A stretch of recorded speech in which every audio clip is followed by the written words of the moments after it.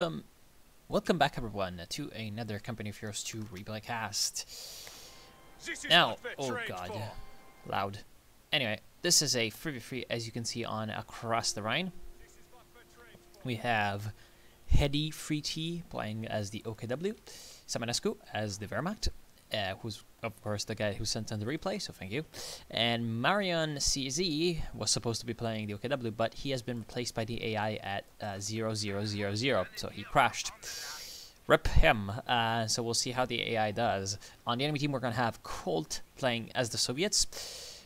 Also, Gucci Mane as the Soviets, and more Soviets, Maze Builder.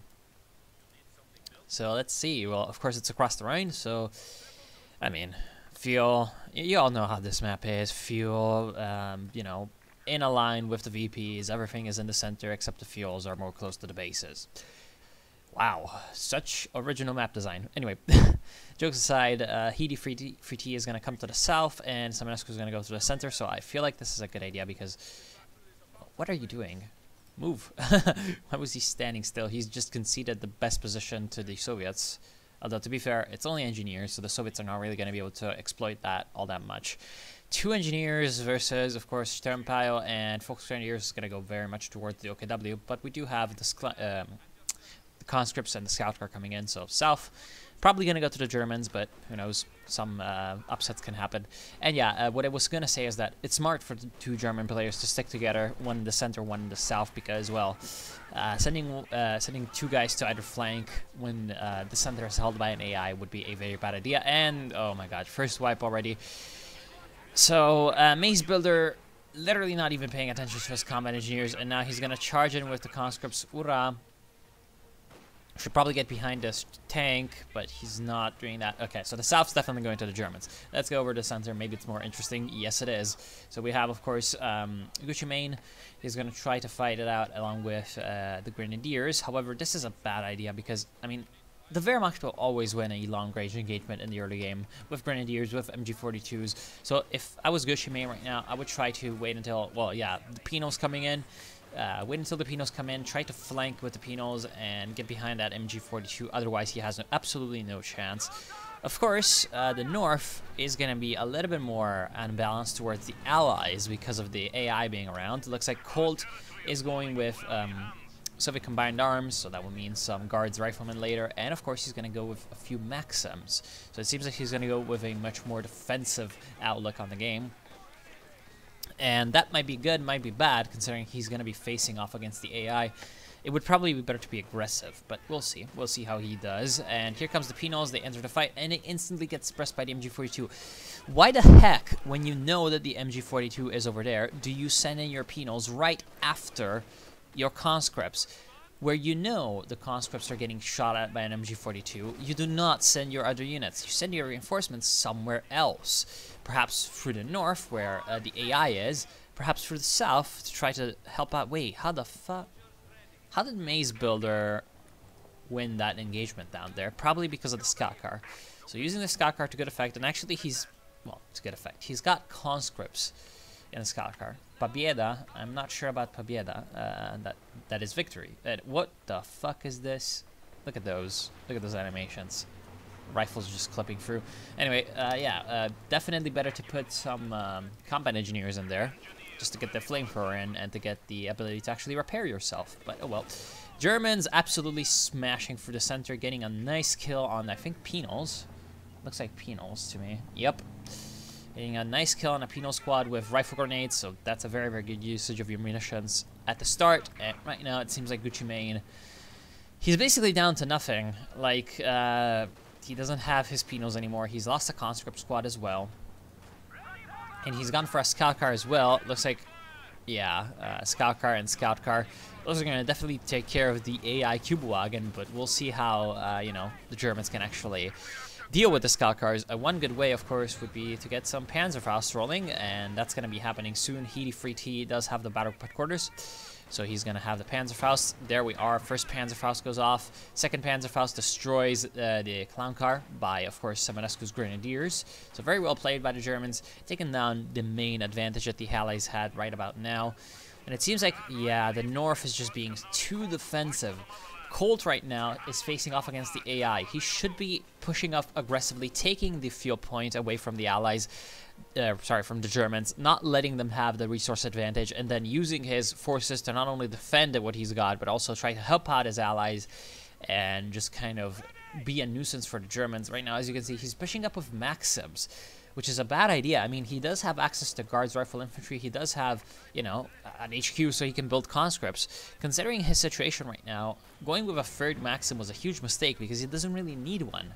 Like, he really needs some mobility, some ability to actually come in and affect the battle in some way or another. Needs some more impact that he right now is not having. Yeah, he's just kind of letting his allies get kind of destroyed because they're not really able to deal with the Germans, as you can see.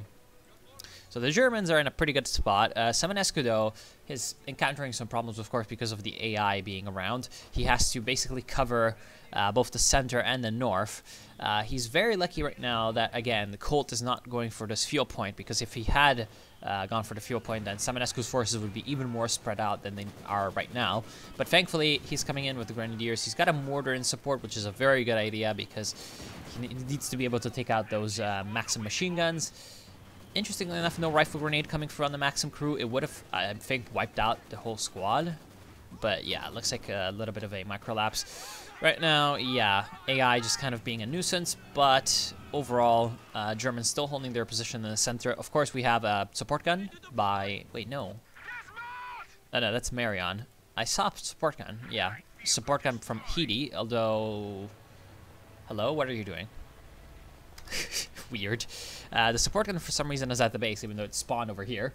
But yeah, more support gun spam is going to come through from Heidi, of course. It's kind of what I warned against with that 270 manpower cost. These things can just be spammed so heavily, and they become a very big nuisance when playing as the allies. It's one of my least favorite things about this patch. Of course, the one thing to counter support guns would be mobility, and the Scout Cars are definitely going to provide some good mobility. We'll see if the allies can continue using these, you know, in any kind of useful manner, or will they... Well, I mean, they've been not using them in a useful manner, so I guess we'll see if they can learn how to use them well. Like, I don't know. Just using them for capping purposes does not seem like the best idea. And right now, as you can see, the allies have basically a disadvantage when it comes to fuel. So going with so many Scout Cars, I mean, yeah, they're cheap, 15 fuel, but going with so many Scout Cars is delaying their attacking quite a lot, especially for Guccimain, who has gone for both Special Rifle Command and Support Weapons Compagnia, although I agree with going with the Support Weapons Compagnia after the Special Rifle Command, because you just need some kind of anti-tank gun, absolutely, and it's across the Rhine, so MG, you know, MG play is pretty good as well. Like, you need Maxims. Well, maybe you do not need Maxims, but Maxims are welcome. And right now, well played. I mean, gets his guys out of the Scout Car. Unfortunately for the Germans, it seems like the Scout Car might be able to escape. Yes, it will be able to escape. That's pretty good. Also takes out the machine gun. So these conscripts should definitely, instead of have rushed the Raketenwerfer, they should have gone ahead and captured the machine gun. This is way more important than whatever you can do with the Raketenwerfer. And it looks like, however, there's a lot of support weapons in this area that can be recruited, and the Soviets are not really doing that. Yet again, machine gun goes down to the Panzer Grenadiers. So Simonescu has upgraded to tier 2, and now he's got the Flame Half-Track. That's not going to be good for the Allies, especially up here in the north, because there's so many little units in the buildings, and well, the Flame Half-Track is going to have its way with them, easily burning away the MG40, or not the MG42, the Maxim machine gun. In the center, there's yet more German victories as the Allies are being pushed back, and right now they're just not really using their units in a mobile and aggressive fashion, which is what you absolutely need to do as the Allies to win the game. They're using these conscripts as if they were Grenadiers, and that's a huge mistake. Colt hasn't bought even one Guards Rifleman squad, which would have been very useful with its PTRSs to deal with the SDKFZ Flame Half-Track. And for some reason... Well, finally Maze Builder is taking up to the tier 3, but it's a little bit too late once the Flame Half-Track has already destroyed an entire flank worth of units. So really lacking AT. The only person that thought of getting AT was, Guccimain. However, his AT gun, of course, because of him losing all these support weapons and his conscripts not really being able to do anything, he really did not have the chance to actually use this anti-tank gun. So right now, Semenescu basically has control over the north. There's a machine gun over here that he can take. Of course, not with the Panzer Grenadiers. He would lose that squad. But he does have a Grenadier squad at base that he can bring up. He's got also an Engineer squad up here that he can bring up. So once again, take up those support weapons. These are free, basically. Like, think about it. Pioneers cost how much to reinforce? Like 20 per model? Maybe a little bit less. So whenever you take a support weapon, they're effectively paying 60 manpower for it, instead of paying what you would normally would, which would be like 260 for an MG42. And nice incendiary grenade. However, these conscripts were already moving forward to try to throw a Molotov, and that just didn't work. I'm just like, oh my god. Facepalming so hard. Right now, these allies are just not paying attention to their units at all. This is pretty bad for them.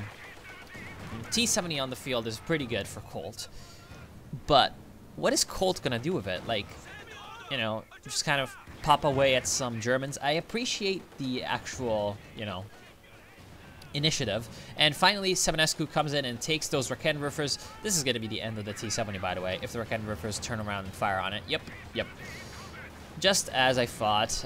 Looks like, lucky that the second Raketenwerfer misses, but nice Panzerfaust gonna come through. And there goes the T-70. Now these Raketenwerfers can just retreat back to base and be fine and reinforced. And what did that cost Semenescu? Well, we'll see. He's, you know, gotten one Grenadier squad to crew one of them, and a, you know, regular Pioneer to crew another one. So something like 140 manpower. You know, damn. 140 manpower for 2 Raketenwerfers. That sounds pretty good. Let's see. This is 30, so that's 120. Plus the Pioneers are going to be like 60 or something, right? Pioneers are going to be like, actually, 25 per model. They're expensive. But still, 100 plus 120, 220 manpower for 2 Raketenwerfers. So that's 110 manpower apiece. And yeah, there's no point in not recruiting these weapons. Mortar still providing some good support. The mortar now with the smoke barrage available is going to be able to also deal with the Maxims if they show up again, but I don't see any Maxims anymore from the Soviets. I mean, we do have a Maxim in this bunker doing God knows what. In the south we have a Lux actually by Heedy. I feel like this is a bad idea because, I mean, ooh, damn. More Molotovs missing. Yeah, they need to be careful with these Molotovs. We have Maze Builder with some Guards Riflemen. That's doing pretty well against the Lukes, but unfortunately, he's not really microing them, and so he's literally letting them stand in the fire, and yet more people are going to be standing in fires, and yeah. There he goes. There he goes. Lux is going to be repaired and is going to be able to come in and take out the Guards Riflemen. The Guards Riflemen walk into the fire again against 3 Volksgrenadiers. Here comes a grenade. Is he paying attention? No. So there goes the wipe. Interesting wipe by the Guards Riflemen, but the Guards Riflemen are going to get destroyed by the Lux, you know, autocannon just blazing away, destroying him. So I'm not sure how the Allies are going to win at this point. They've just lost too much. There's no way they're going to win. Like, they've lost all of their early game vehicles. They're losing their mid game vehicles. They're just going with so many mid game vehicles that it's not like they're going to be able to have a late game anytime soon. And they're losing their support weapons and infantry left and right. So at this point, it just kind of seems like the Allies are just going to lose. Because with the Allies, you need to win in the early game. You just do. Yeah, the newest patch has kind of changed this a little bit, but you just kind of need to win in the early game still. And right now, unfortunately, these Panzer Grenadiers are most likely going to go down to all of this allied, you know, stuff that's shooting at them. There they go. But unfortunately, you know, for the Allies, they were still able to deal quite a bit of damage in the rear lines of the Germans. Here comes also a nice Grenadier flank from Semenescu. However, he's going to be faced with some, you know, troops over here. Should probably retreat right now, unless he's got Raketenwerfers pushing up against the T-70. He does. So Raketenwerfers are going to be able to get some good shots in on the T-70. Let's see if they manage to destroy it. No. Just with one sliver of health. it survives. However, pretty okay push. It's unbalanced the allies, and now more German forces from the center are actually pushing up and doing some good work. The Flame Half-Track is back on the field. The problem is the Flame Half-Track is going to have some problems against the Su-76, because the Su-76, of course, is just going to be able to pop it off, and the 76mm gun can really easily take care of the Flak Half-Track. However, Flame Half-Track kind of realizes what's going on, and he's going to push back a little bit. Once again, this point is not being harassed. For some reason, the allies are really not sending any units up here to, well, do something. Capture the point, neutralize it, force away some of the enemy units. There's a AI flak emplacement over here. You can take the flak emplacement and be a nuisance with it. There's so many things that the allies can do right now, and all they're doing is kind of, what is this vehicle? Is that a scout car? I think it's an M3 scout car. Kind of looks like one. It really looks like one. I sure hope it's not, because if they're building scout cars still, then oh my god. And yeah, right now, as you can see, Lux is just kind of able to come in from the flank. Gucci Mane does have a sliver of hope. That is the S2. Maze Builder, though, yeah, he's going with the tier 4 interesting grenade that actually did quite a bit of damage to the Lux.